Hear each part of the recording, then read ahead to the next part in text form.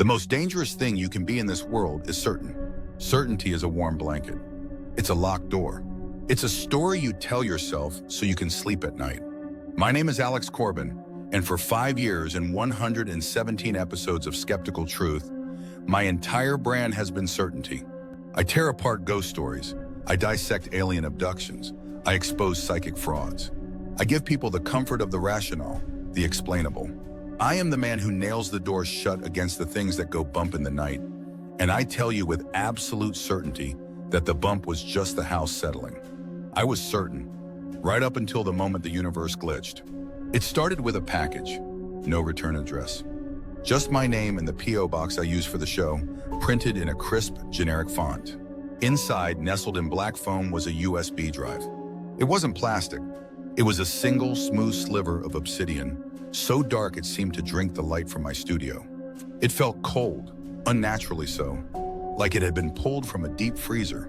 There was no note, no explanation, just this thing. My producer, Sarah, thought it was a prank. A listener sending in a prop. Probably some ARG, Alex. Toss it, she'd said over the phone. But my curiosity, that insatiable need to dissect and explain, itched at me. What was on it? A manifesto? A hoaxed piece of evidence?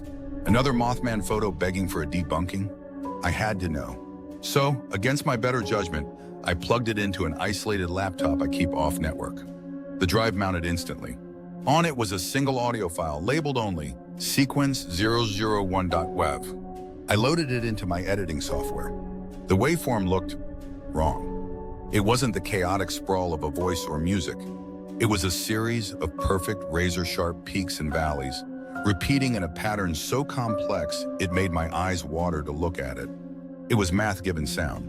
I put on my high-end studio headphones, the ones that cost more than my car, the ones that promise pristine, uncolored audio. I took a breath and I hit play. The sound was not what I expected. It wasn't a screech or a demonic whisper. It was a tone, a single clear, crystal pure note that hung in the air for a fraction of a second before it began to fracture.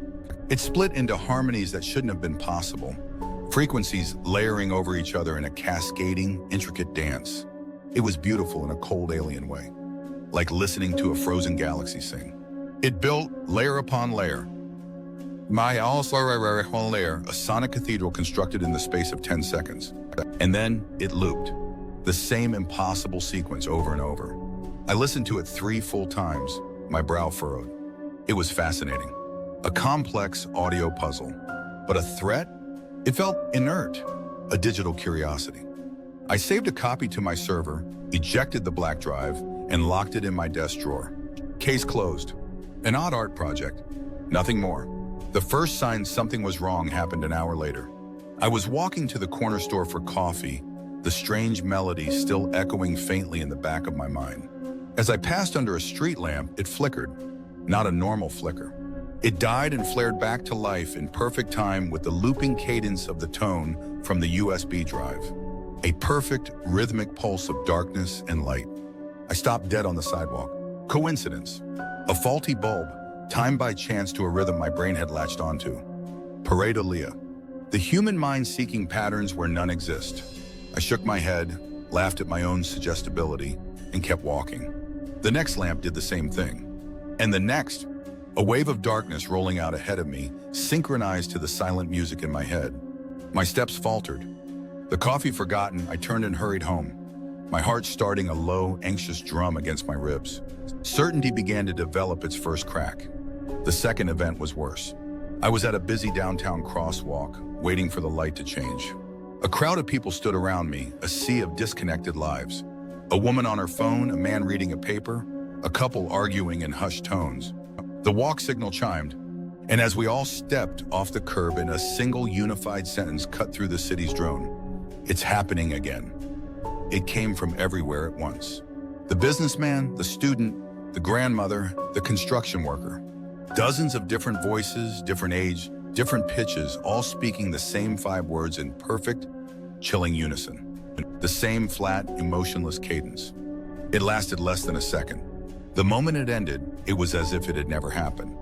The woman went back to her call, the man to his paper, the couple to their argument. The flow of pedestrian traffic continued, utterly normal. But I was frozen in the middle of the street. A cold sweat beaded on my forehead. My breath hitched.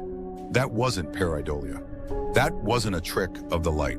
That was a synchronized event, a mass glitch. And I was the only one who seemed to notice, the only one who flinched. The crack in my certainty widened into a chasm. I ran home. I locked the door. I pulled the blinds. My hands were shaking. I poured a whiskey, the glass clattering against the bottle. I tried to rationalize it. A flash mob? Mass hysteria? An auditory hallucination triggered by the unique frequencies of the tone? I was scrambling, my mind throwing every debunking tool I had at a phenomenon that was resisting all of them. I went to the bathroom to splash water on my face. I gripped the edges of the cold porcelain sink, head hanging down, trying to steady my breathing. I looked up into the mirror.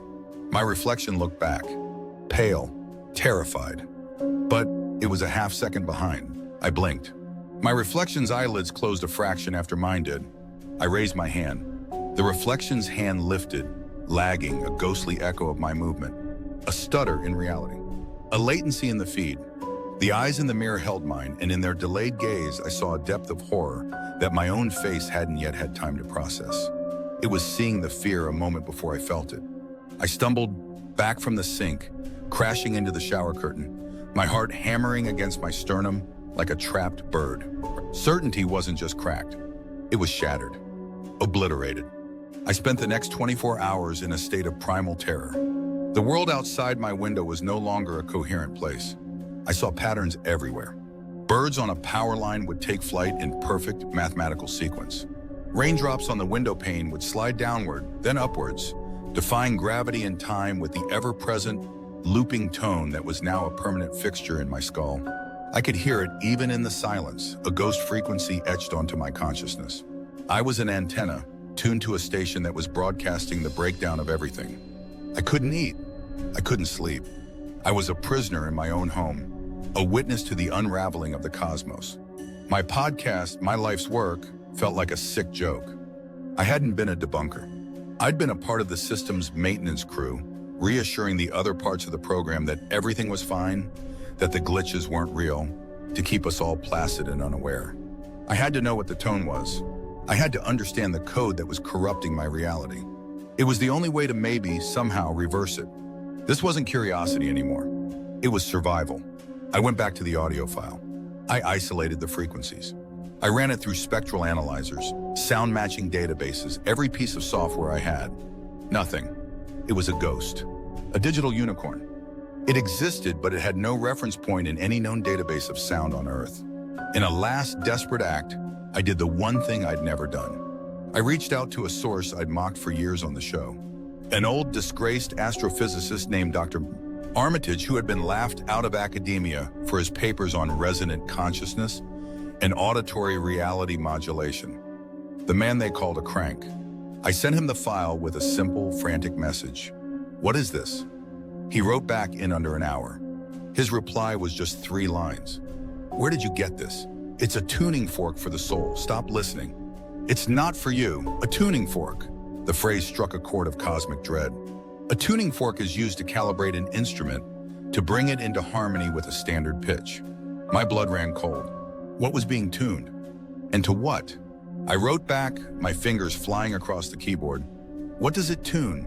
What is it for?" His final reply came through. It was a PDF of one of his old, rejected papers. The title, "On the Resonant Frequency of Perceived Reality and the Hysteresis of the Simulated Mind." I scrolled through pages of dense equations and wild theories until my eyes landed on a highlighted section. He had annotated it for me. The hypothesis suggests a base resonant frequency, a God note, if you will, upon which our perceived reality is constructed. A stable, constant emission that maintains the consensus experience. This frequency is by its nature imperceptible. It is the canvas, not the paint. Next to it, he had written in bold, "This is the canvas." And below that, another highlighted passage. A counter frequency or dissonance tone introduced to a conscious receiver could, in theory, disrupt the harmonic stability of the receiver's local reality field, causing perceptual artifacts, temporal desynchronization, and eventually a catastrophic failure of the perceived environment's integrity. His annotation was a single terrifying sentence. "What you sent me is the dissonance tone." It is not a warning. It is an instruction. A system update for those ready to see. I stared at the screen, my mind unable to process the enormity of it. A system update. The USB drive wasn't a cry for help. It wasn't a weapon. It was an invitation, or a test. A frequency that attuned a human mind to perceive the true nature of the simulation. My lifelong mission to debunk the supernatural, it wasn't a noble pursuit of truth. It was programmed behavior, a built-in function to maintain the system's integrity by dismissing the glitches, explaining away the errors, keeping the simulation clean and tidy. My entire identity was a lie. A subroutine designed for stability, and I had just installed the patch that gave me admin privileges. I felt a shift, not in the room but in my head, like a lens clicking into perfect focus. The low-grade panic that had been my constant companion for days evaporated, replaced by a terrifying, ice-cold clarity. The humming of my computer, the faint traffic noise from outside, the beating of my own heart, it all began to fade, replaced by a new sound. A low, pervasive hum underlying everything. The bass frequency, the canvas.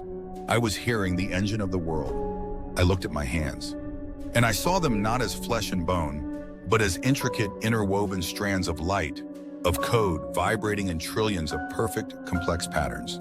I looked at the wall. The paint dissolved, and I saw the geometry beneath, the wireframe of reality, stretching into an infinite grid in every direction. The sky outside my window wasn't blue anymore.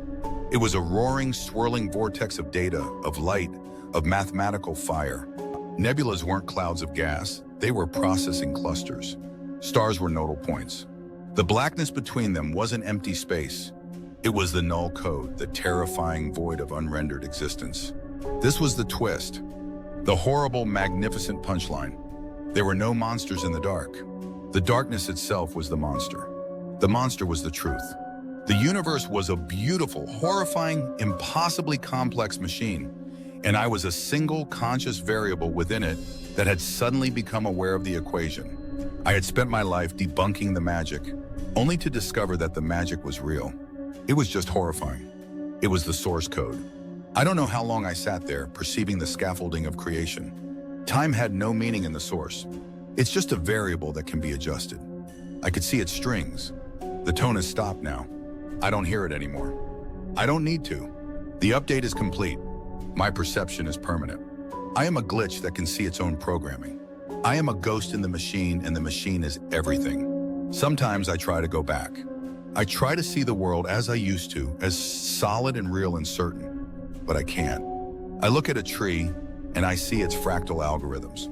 I look at a person and I see the beautiful, tragic script of their existence running behind their eyes. We are all stories told by indifferent gods to themselves. And I have read the book. So if you'll excuse me, I have to go. The sky is rendering a storm outside, and I can see the error in the precipitation code. It's actually quite beautiful. I just hope the system doesn't decide to patch a self-aware error. I hope it doesn't decide to delete me. But maybe that's what the next update is for. Maybe that's what's on sequence 002.